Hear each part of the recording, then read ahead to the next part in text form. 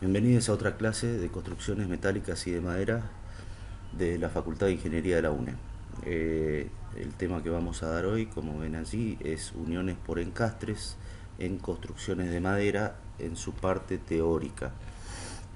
Muy bien, los encastres son todas aquellas técnicas en las cuales se realizan recortes, rebajes, caladuras y todos los arreglos para lograr el encastre perfecto y el ajuste de las piezas que van a ser puestas en contacto.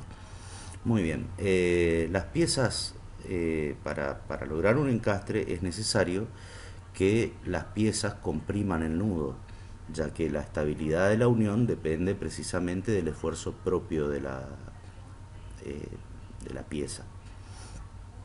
Por lo tanto, debe asegurarse la unión mediante bulones, mediante planchuelas o cubrejuntas que mantengan a la unión segura, sobre todo durante los procesos constructivos.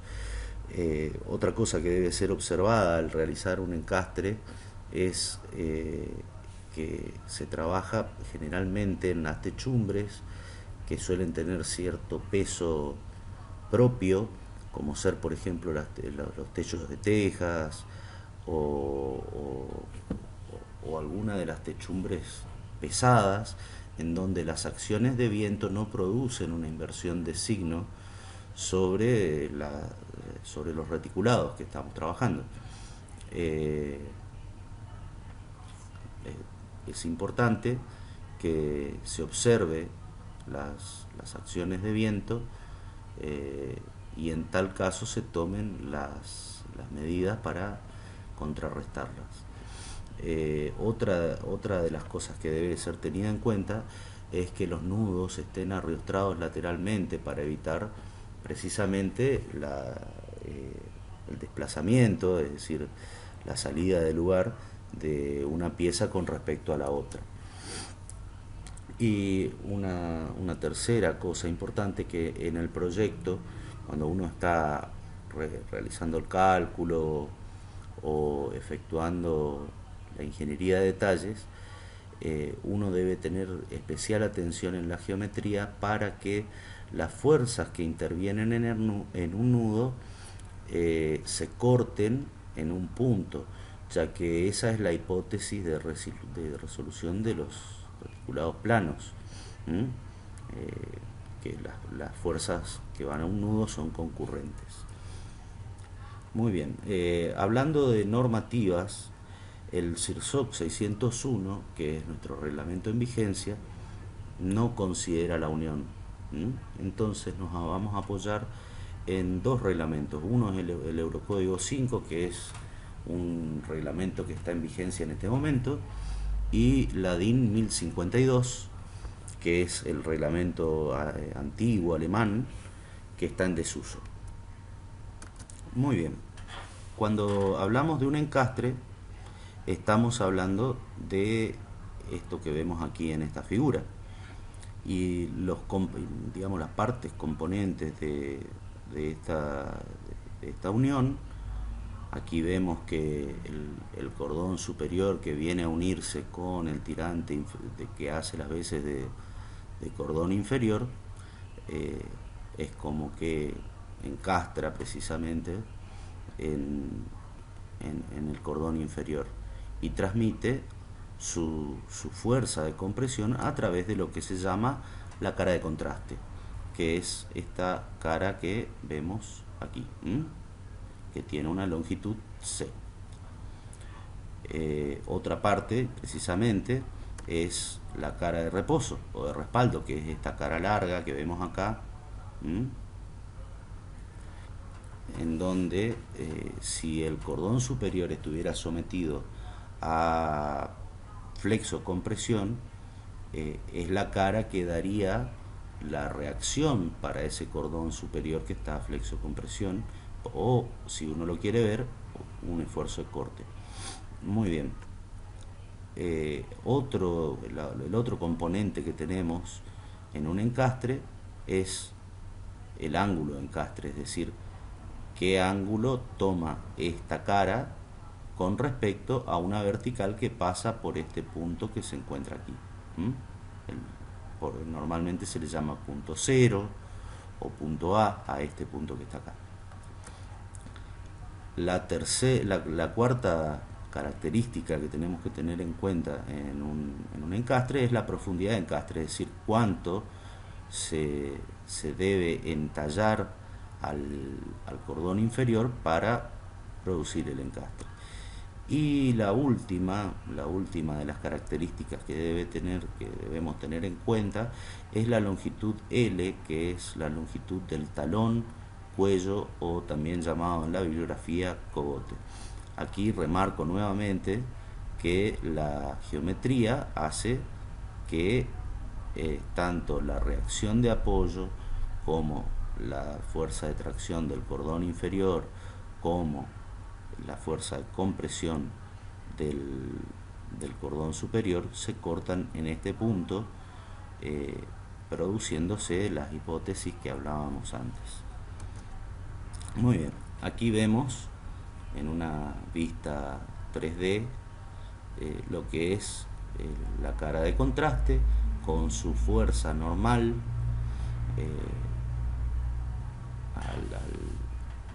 a esa sección, lógicamente, el ángulo de encastre gamma o tiene varios nombres, delta, beta, la profundidad de entalladura o de encastre E y la longitud del talón. Y luego vemos que, como es normal, tenemos un ancho B en el tirante inferior.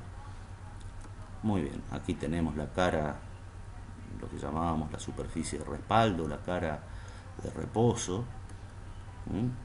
En la longitud del talón vamos a tener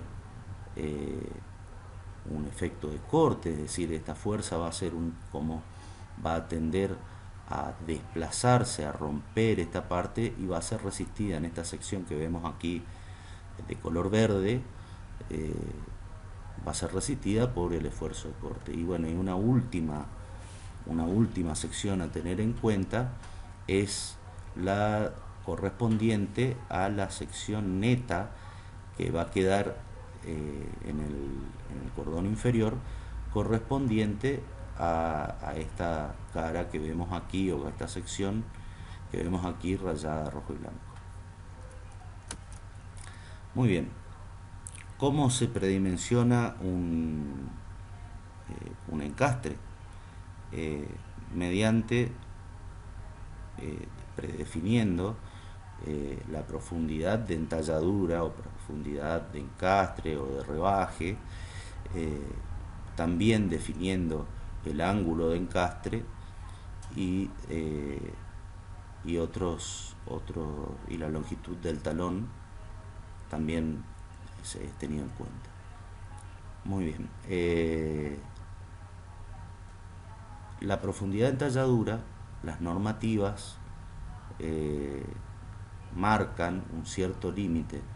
Cuando se trata de un diente de tipo simple, el Eurocódigo 5 marca que no se debe superar el tercio o la tercera parte de la altura del cordón traccionado, es decir, HT sobre 3.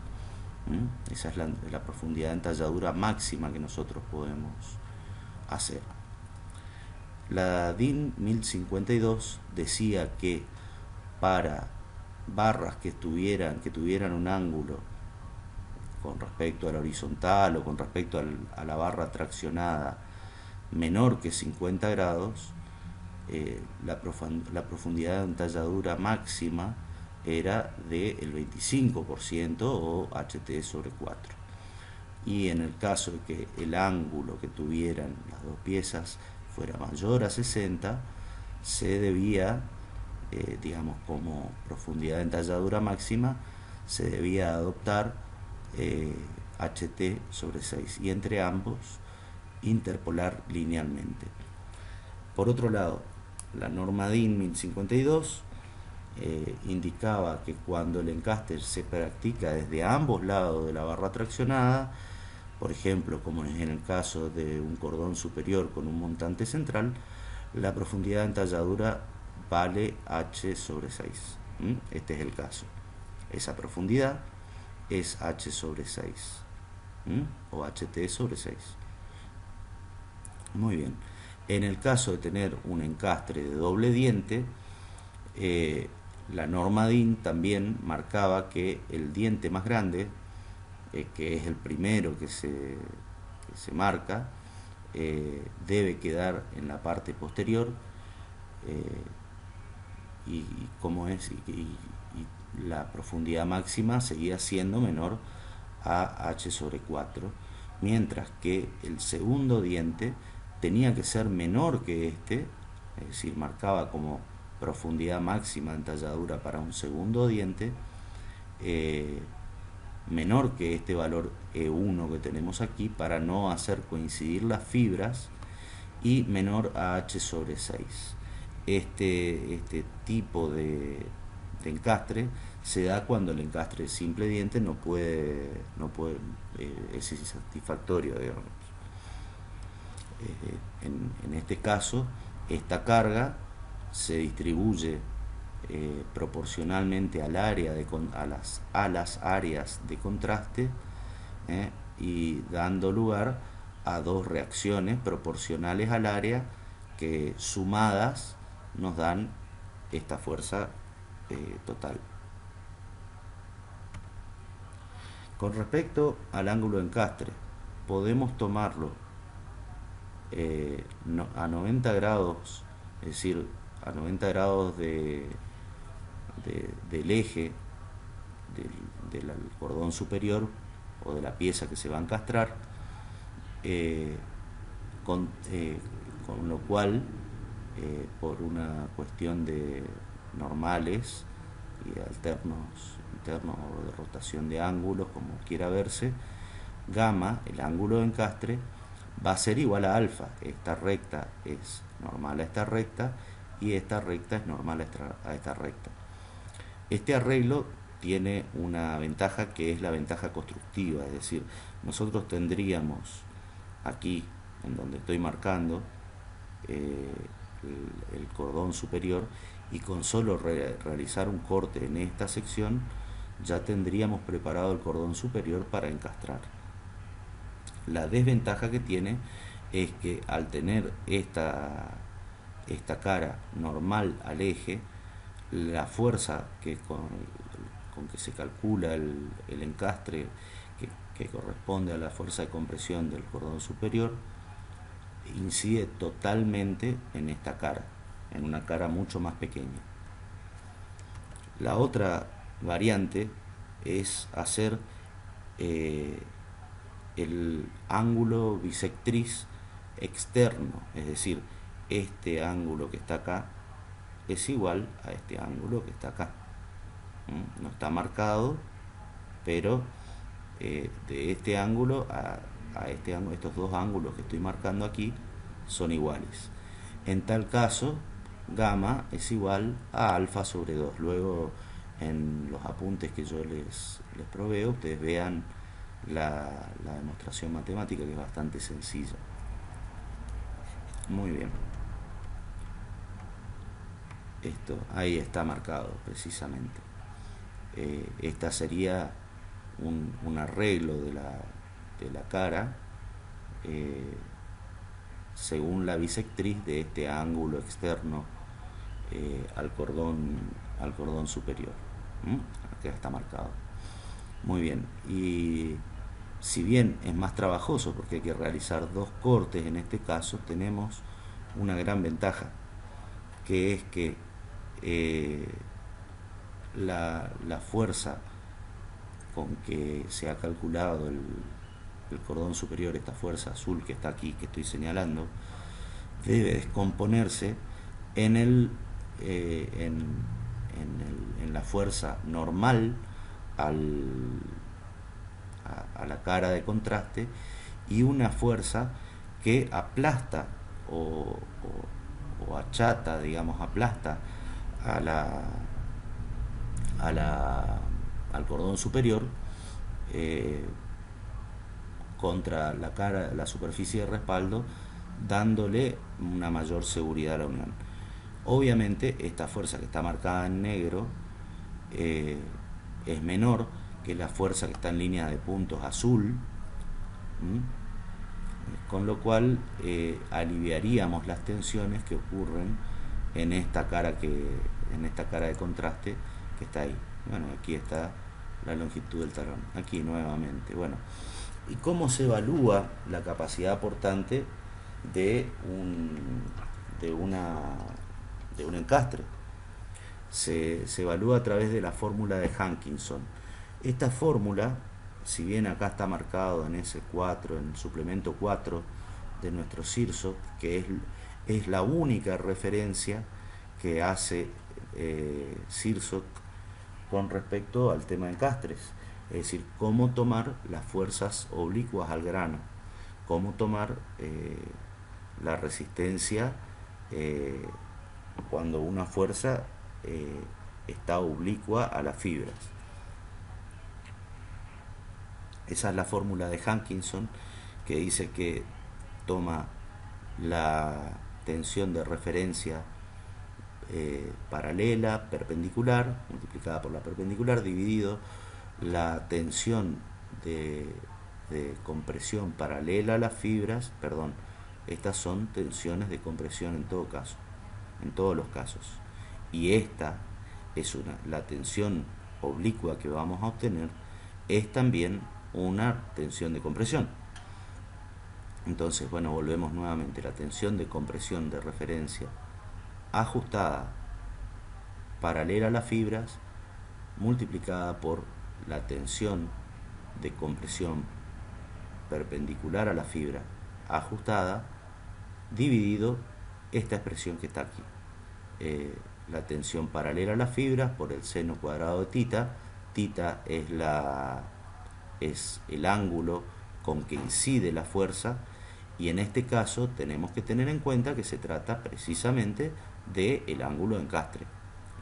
Luego vayan y miren la trigonometría que está en el anexo del apunte que les di, que les dejo, para ver de qué se trata el ángulo tita. Bien, y bueno, y luego multiplicado por, sumado a la tensión de compresión perpendicular a la fibra multiplicado por el coseno cuadrado de tita. Muy bien, esta es la situación que nosotros tenemos en un encastre común. Tenemos una fuerza de compresión correspondiente a lo que resiste por estar en el reticulado, NPD, una carga QPD que corresponde a las reacciones que este cordón superior pudiera tener en caso de estar flexo comprimido, la fuerza de tracción NTD del cordón inferior y la reacción del nudo. Lo primero que tenemos para decir es que este nudo, como vemos acá en este polígono de fuerzas, en este punto deben coincidir y además esas fuerzas deben estar en equilibrio.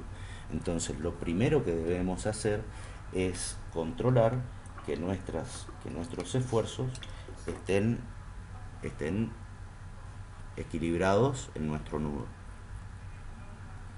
Muy bien, una vez que nosotros entramos a analizar, estas fuerzas ND y QD se van a transformar en dos fuerzas que son F1DD o F1D, que es la fuerza normal a la cara de contraste, sea cual sea el ángulo de encastre que tengamos, y F2D, que es la fuerza normal oblicua también a las fibras, normal a la superficie de respaldo. Es decir, que descomponemos las fuerzas activas ND y QD en dos direcciones, F1D y F2D. Entonces es esta la situación. F1D forma un ángulo gamma. Gamma es este ángulo, dijimos, el ángulo de encastre con la horizontal, y F2D forma un ángulo delta 2 con la horizontal. Luego verán en el anexo cómo se obtiene ese ángulo delta 2. Yo no voy a entrar en la matemática, pero pueden observarla en ese anexo en donde está desglosado. Muy bien, las verificaciones que debemos tener en cuenta en un encastre.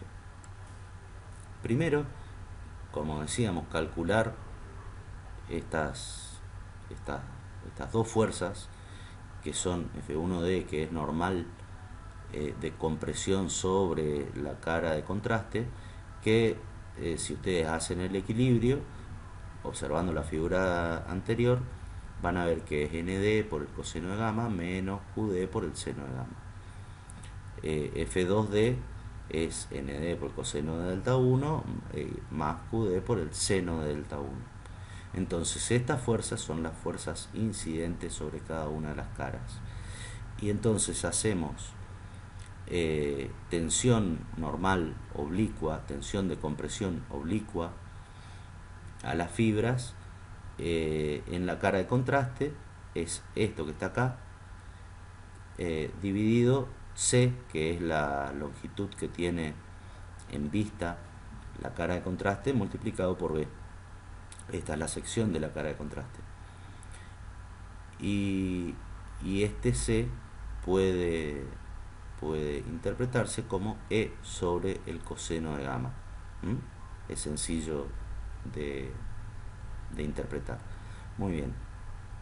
Y esta tensión debe ser menor a la tensión ajustada a la compresión oblicua que ha sido calculada para el ángulo gamma. Y de idéntica manera, la tensión que ocurre en la cara de reposo es F2D dividido B sobre dividido B por I sobre el coseno de epsilon. Epsilon, si miramos hacia atrás, es este ángulo que está acá, es el ángulo que forma la cara de reposo con la horizontal. Y esta tensión F2 según la de compresión según la dirección delta debe ser menor o igual que la tensión ajustada a la compresión delta. O sea, la compresión oblicua según la dirección de delta. Como decíamos, la sección del talón debe verificarse a corte. Entonces la tensión de corte, que es NTD, que es la tensión de tracción que venía igualada o equilibrada por las fuerzas, venía a equilibrar las fuerzas QD y FD o ND, la tensión de tracción en el cordón inferior, dividido B por L, que era esa sección verde que habíamos mostrado antes, debe ser menor que la tensión ajustada al corte. Y además debe verificarse la sección mínima del cordón inferior, la sección neta, con su verificación a tracción, y si existiera, si tuviéramos el dato en realidad del área de apoyo, ver la compresión perpendicular a las fibras que se hace con la reacción RA. Muy bien, acá tenemos nuevamente un encastre de doble diente. Pasamos a ver algunas figuras. En el caso, este encastre de doble diente se hace en el caso de que las tensiones de compresión en las caras, en la primer cara de contraste, siempre se busca hacer un encastre de simple diente, pero en el caso que no verifique, se pasa a este arreglo de este tipo, en donde este segundo diente E2 que habíamos marcado que debía estar en otra fibra,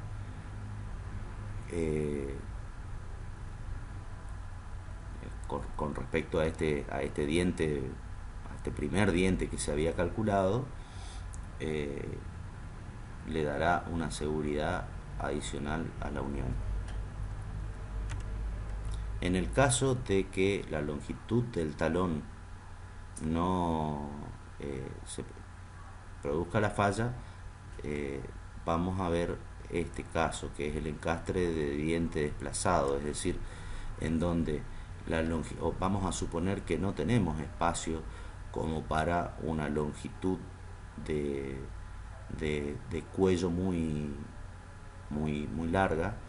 Hacemos este tipo de arreglo, el encastre de diente desplazado.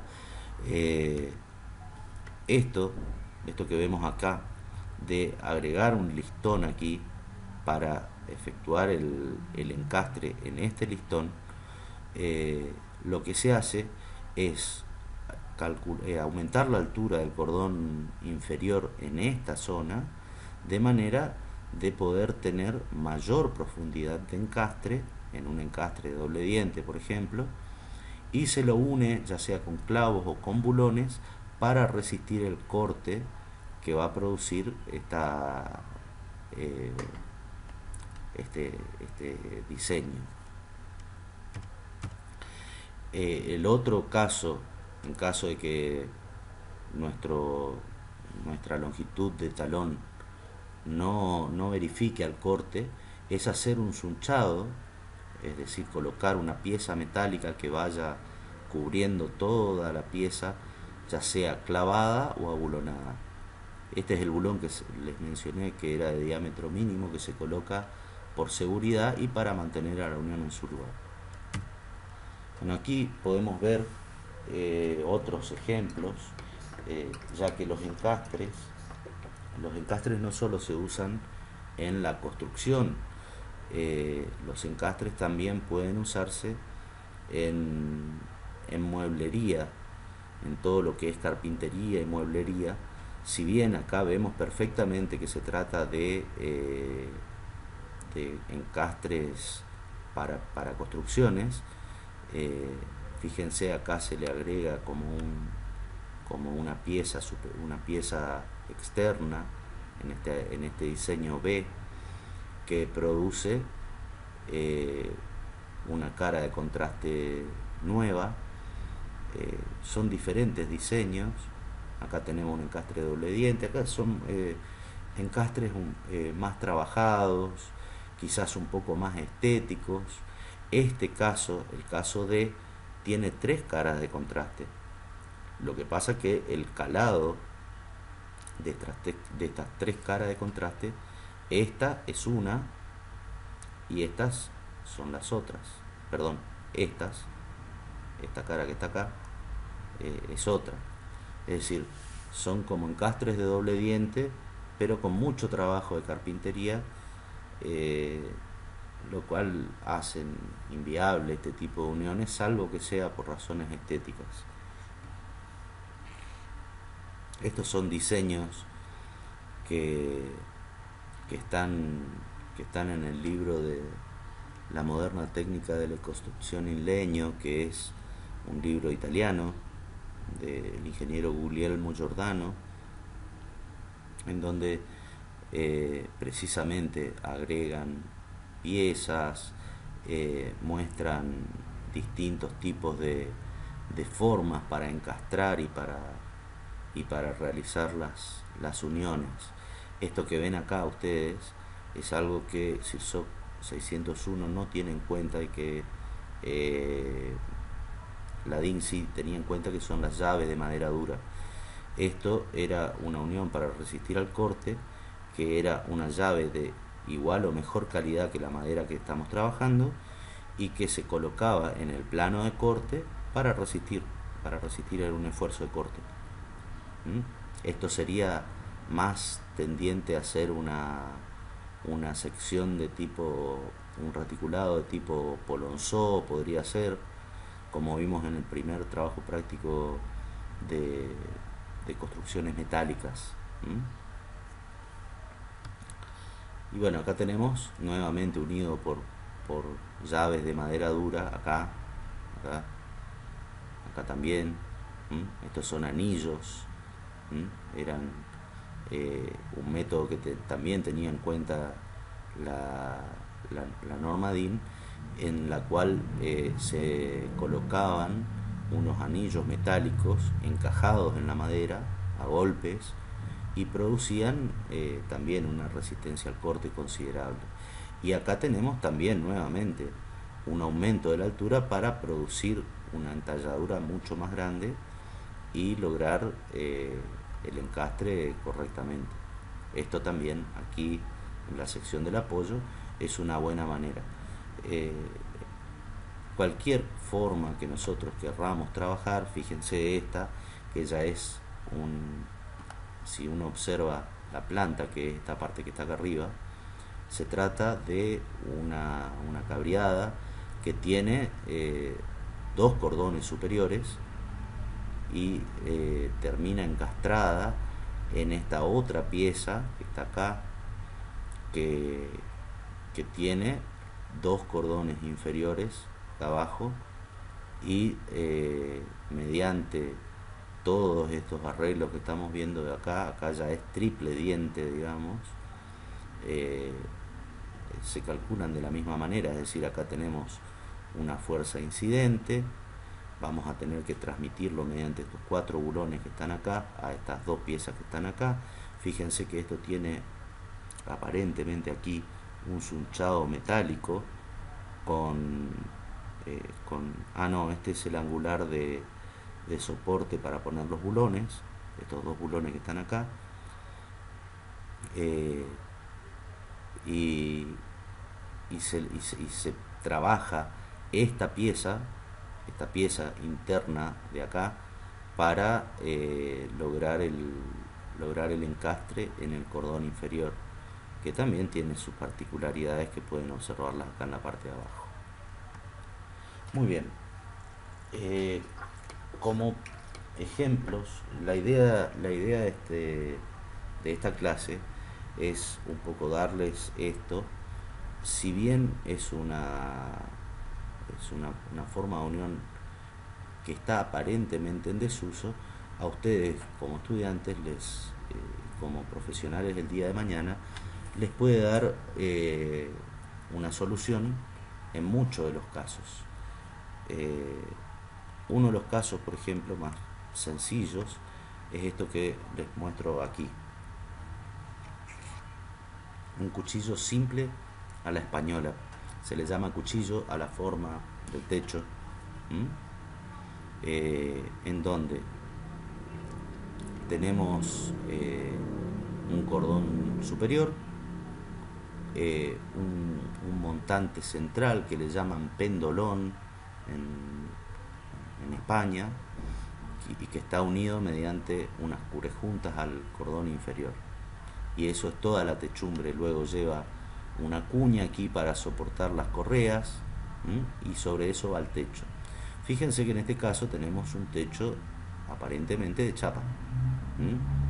Este techo de chapa es un techo liviano, por lo tanto deberemos tener mucho cuidado con respecto a la inversión de signos y con respecto al tema de las acciones de viento. Bueno, ¿cómo está resuelto?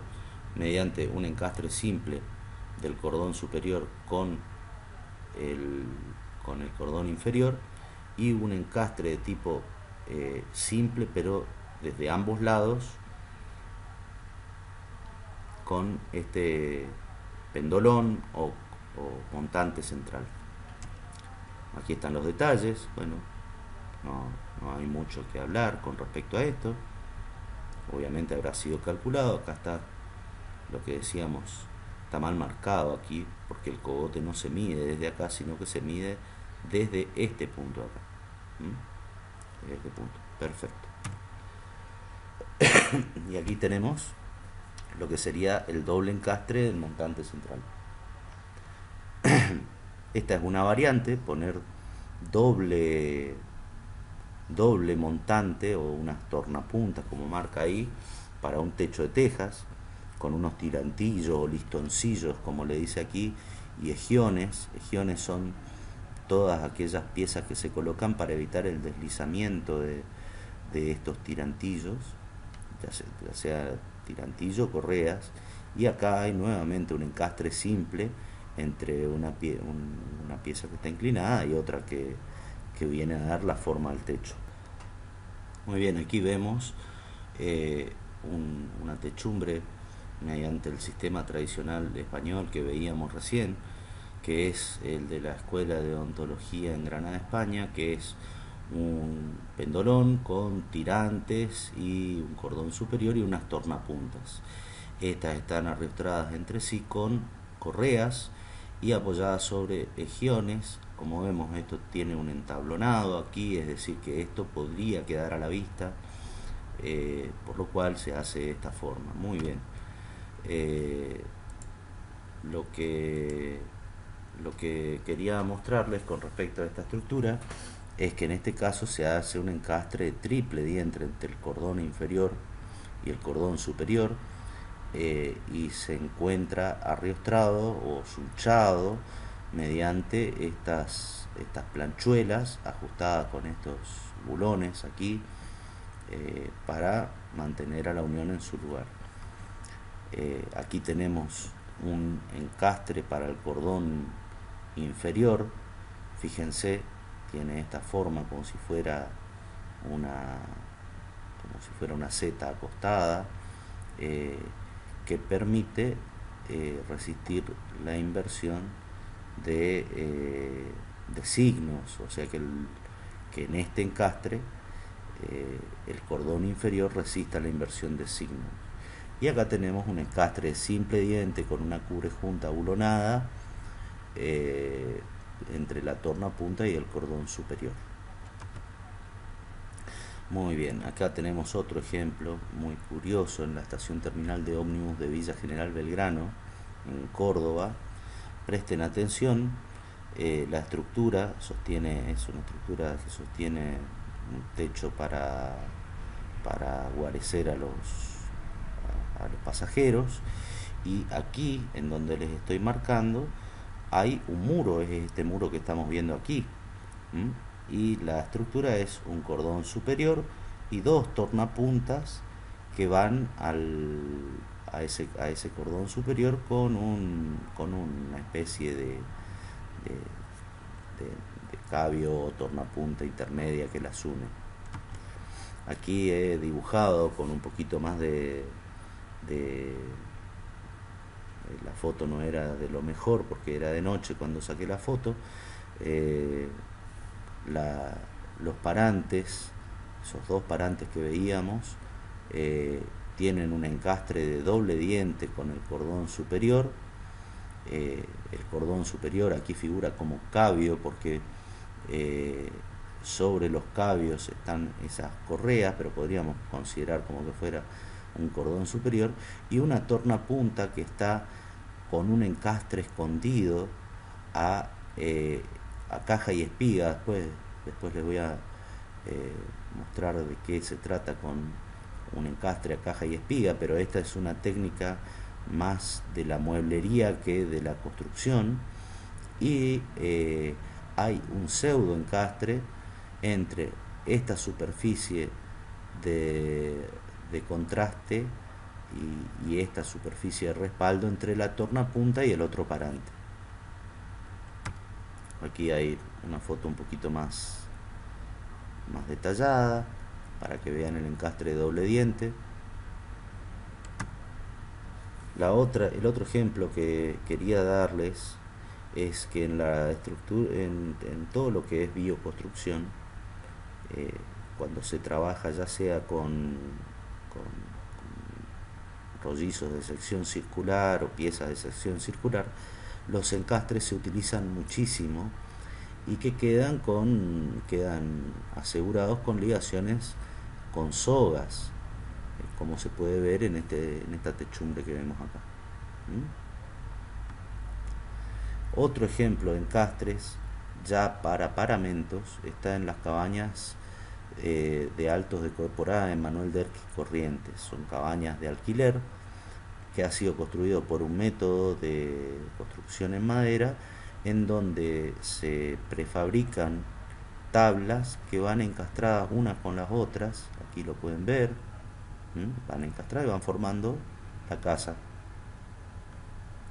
Aquí lo ven con más detalle.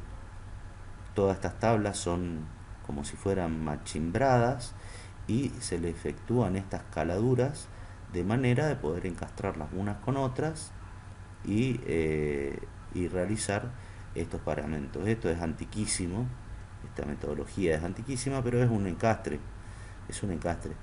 Eh, este es el clásico ejemplo de uso para paramentos, y acá tenemos una unión un poquito más resistente que aquella, que es con un encastre de tipo cola de Milano, que parece como una cola de pez. ¿Mm? Parece como una cola de pez, eh, la unión.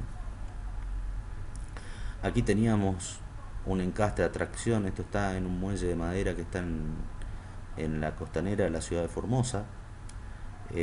Ahí pueden ver claramente lo que les mostraba en el cordón inferior de esa estructura de la Escuela de Odontología en Granada, España. ¿Mm? Ahí lo ven. ¿Mm? Ese encastre puede resistir eh, de alguna manera el esfuerzo de flexión en ese punto. Y bueno, aquí está la estructura del muelle, y con esto hemos terminado la clase.